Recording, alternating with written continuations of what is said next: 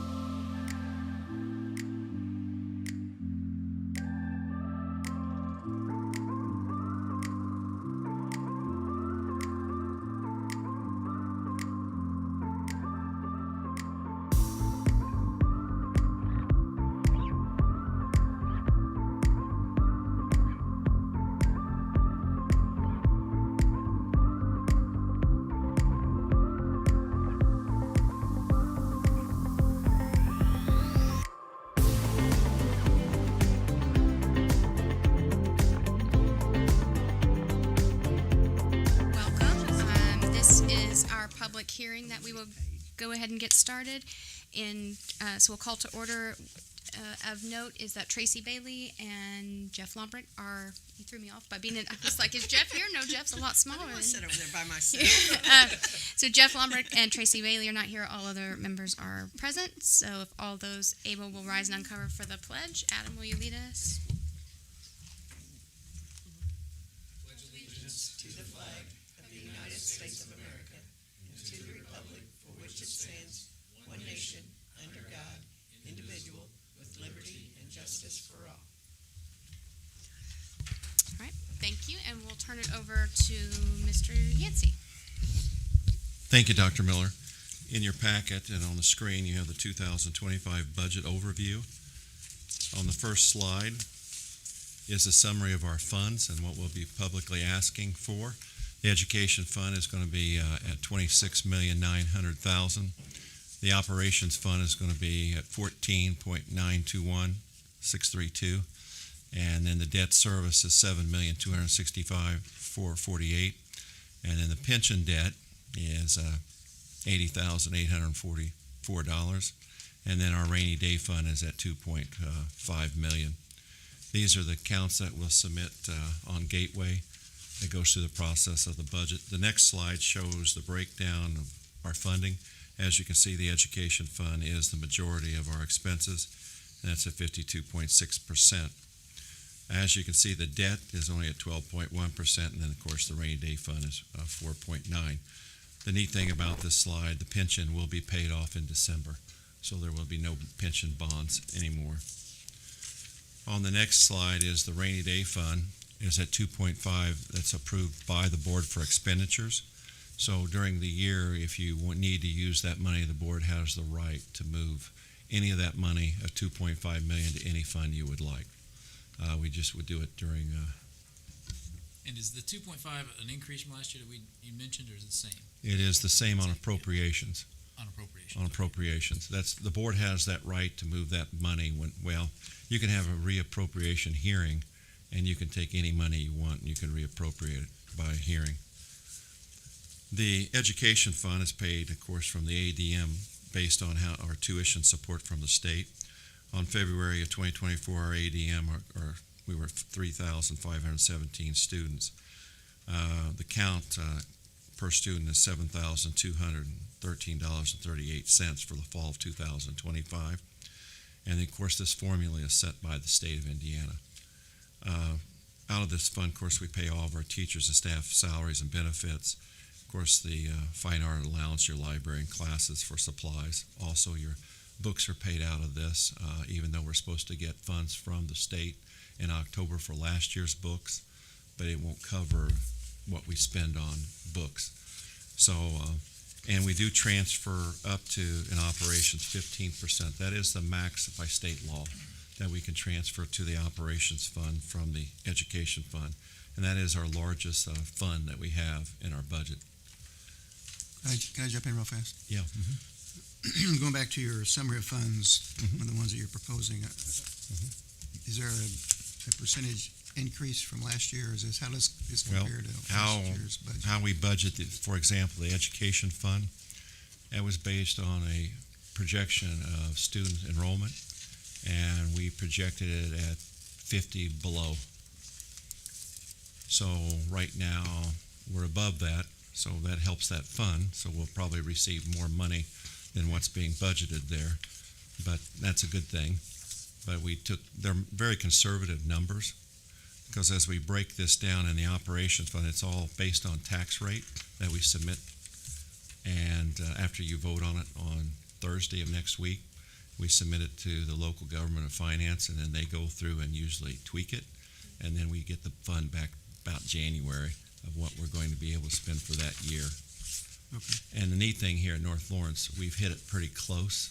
Dr. Harmon does a great job of helping write the budget. He's sharp. Thanks. The next fund is your operations fund. The operations fund, you can get money from license, excise tax, the commercial vehicle tax, and your financial institutional tax. Then you have interest, and then, of course, transfer from the education fund. We transfer 15%, about $4 million. We are capped on this, as you know. So the expenditures of this, capital projects for building repairs, your bus replacement, your maintenance of your buildings, utilities that are killing us in inflationary cost as utilities right now, non-certified salary and benefits, insurance is a huge issue. As you know, it's went up. And then our technology. And that's the second largest fund we have, is the operational fund. Based on my recent assessment, this fund should be healthy. It is. As we go to the end, I'll tell you what we're going to do with that fund. So the debt service is the next slide. We get revenue from, again, license, excise tax, commercial vehicle tax, and financial institutional tax, and this pays our debt payments. That's how you also reimburse textbooks based on free and reduced lunch students, and interest on temporary loans, and we don't have any temporary loans. The next is a pension debt that will be paid off in December of 2025. This was issued years ago. That was mandated by the state. You do get money from your license, your CVET, your FIT, and your LIT tax. Each one of these has a tax that's issued to the taxpayer of what the rate is on your property tax. So, for example, if you take a look at there is no tax rate on the educational fund because it's given to us by the ADM, by how many students we have. Debt service, that is all the debt we've accumulated for building projects here. You're very low. As Damien has had those discussions with us before, you have great resources to be able to fix our buildings. That tax rate is at 0.6501. Our operation is 0.7626, and Then the retirement debt is 0.0191, very little tax. So those are taxed on property, and we advertise that by law, and that's what we use to fix parts of our facilities and upkeep and pay the utilities and the insurance. I'm afraid our health insurance is going to go up quite a bit. I'll know more next week because we meet with our consortium of schools. I think when he made a great comment about the operations fund. The operations fund, I'm asking on Thursday to move $500,000 out of the operations fund to the rainy day fund. It gives you more flexibility to be able to move that money down the road. We'll be in negotiations next year. Of course, we hope our enrollment continues to show increase, so we'll be able to give our teachers hopefully another raise over the next 2 years. But overall, financially, the school is in, as you know from Baker Tilly, is in good shape. Only thing we do, we have a period of time we're going to have to make some adjustments to make sure we stay healthy. So the 15% transfer from education to operations Yeah. is a cap, It's capped. but you don't have to necessarily hit the cap. You can No. transfer less than that. So the $4,035,000 is at the 15% cap. Yes. Rather than move operations to rainy day, could we consider keeping or making a lower transfer, 14%, 13.5%, whatever it might be, and Yes. then There's some Have that school available. corporations I work at is at 6%, yeah, what I mean is, but they are Seems in like we're great moving money. financial shape. I mean, yeah, I think I feel like we're playing Yeah. a little bit of the shell game with that's not a great thing to say, but Yeah, we're it moving is. money out into that account, then moving money out of that account, and then Yeah. if the education fund is where our teacher pay comes from, maybe leave that as healthy as we possibly can. Yes. And with a little bit of analysis, say we only need to move 14% or 13%, whatever it may be. Just an input, I guess. and that would be a strategy we would be looking at next year, depending on, Damien is going to come and speak to us in an executive session about the next bonding I would like to do for the district, and also mechanisms of how we can look at raising our teacher salaries. And of course, the association would have to be a part of that. He'll be coming in because we've already started planning. Everything has to be planned a year or two in advance of what we want to do. So we've already started that process because the Baker Tilly report really told us we're about 10,000 off from our salaries from the average. So we really have to look at keeping our costs down, and that's partly with how much staff we have to also utilities.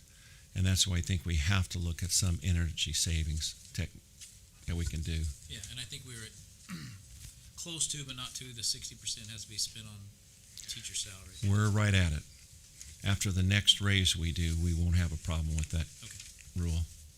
It really helped with the raise last year because we were like 58%, and that put us almost at where we needed to be. So we didn't have to ask for the exemption for that law. Is there such thing as an out-of-cycle, I think there is, an out-of-cycle increase in teacher pay, or is that done via stipends, or how's that done? It would have to be, you would have to make the decision. It'd probably be a stipend because it's closed, because it's a 2-year contract that we signed. Right. So next year we would go in negotiations just like, and hopefully would do another 2-year. And in my mind, I'm already with the Baker Tilly report trying to figure out what we can give. We just have to be careful because it has to be negotiated. But I never understood that rule because if you don't plan for a raise, how do you give a raise? Because you have to plan your finances over the next decade of what we're doing. And I think if we have good planning and good fiscal management, we should get our teachers to where we're in I believe, very competitive, where we get the best quality teachers that come here to North Lawrence. But I'll be honest, I was really proud after the budget and after talking to Damien today. We're getting ready to sell bonds. We think we're going to get a good rate. The markets already think we're going to have a drop in interest rates by either 0.25%. So he made a comment, we might be in the 3% range. Now that's not as good as I sold bonds 6 years ago, under 1%. But still in today's market, we're very lucky and we're very blessed. The neat thing is we'll be able to continue to do a lot of neat things at North Lawrence to bring our facilities up to what I call a good running chevy. and because they've been let go over the last 20 years, there's no doubt.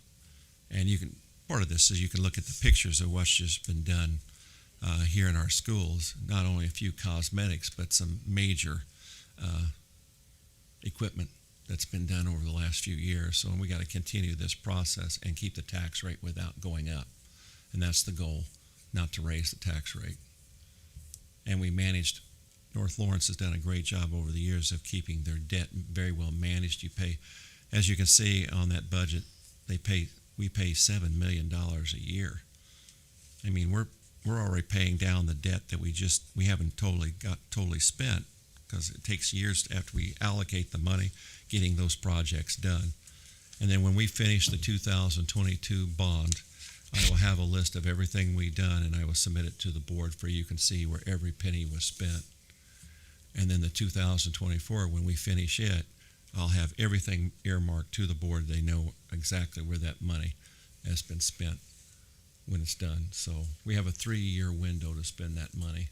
So it's been fun. We're getting a lot done, and we got more to do. And I met with people today on energy savings, and I'm rethinking some things because, for example, I was looking at the land to the side, if I'm facing B&L to the right, and it's a good stretch of land.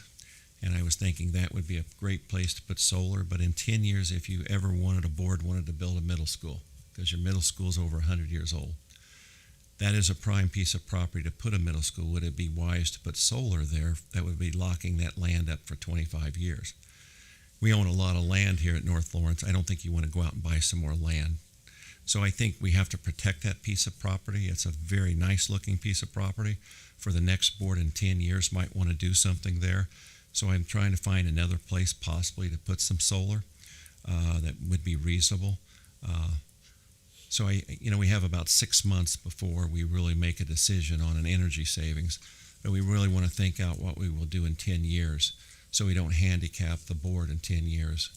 I doubt I'll be working in 10 years, but we don't want to cause any issues a decade from now. So I met with a company today who is looking at all of our property to see where is reasonable that we would not cause the board issues in a decade.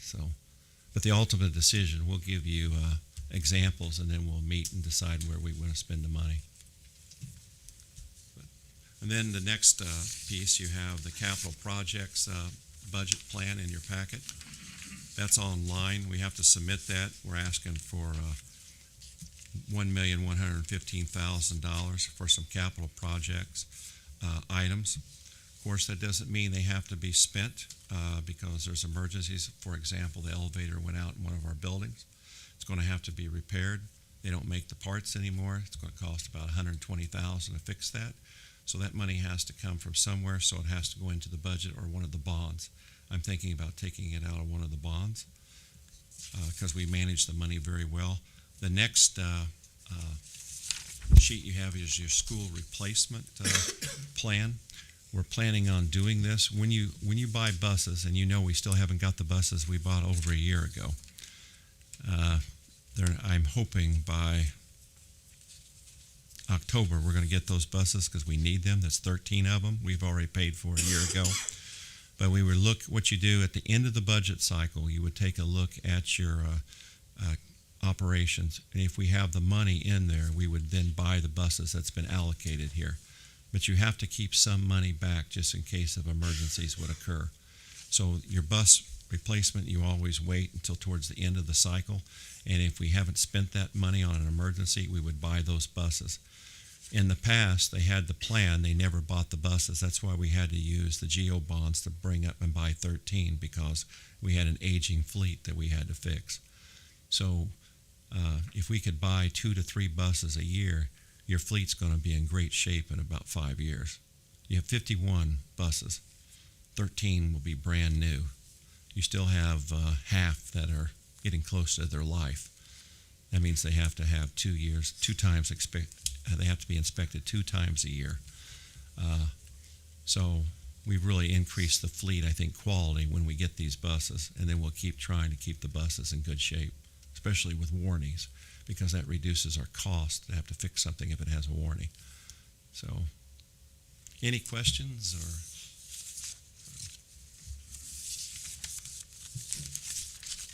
want to thank Dr. Harmon and Fatima and Robin. Everyone pitched in to help on the budget because we've had a transition and it's learned a lot. So, and we're in great shape.